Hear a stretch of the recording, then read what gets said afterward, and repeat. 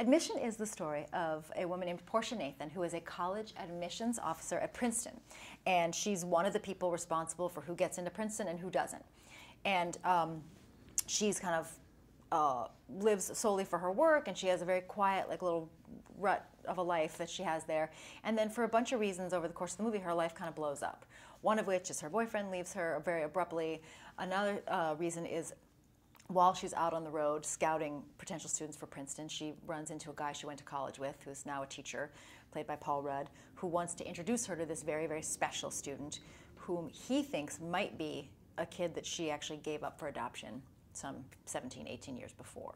And so she spends the rest of the movie trying to cope with that information and also deciding what lengths she's willing to go to kind of secretly help her son get into Princeton.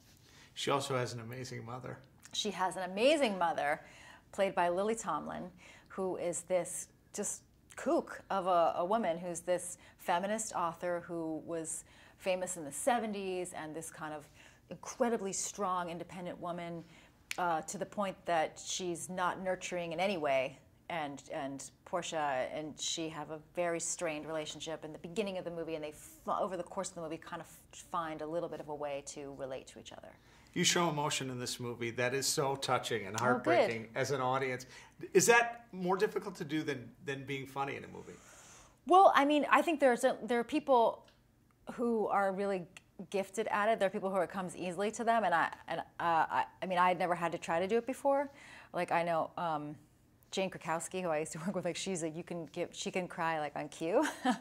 I can't do that, but Paul Weitz really was great at directing those scenes and kind of finding a truthful way into it, because you don't want to be like pushing for it, and he would kind of come and talk to me between takes, and I feel like we hopefully got kind of authentic performance there.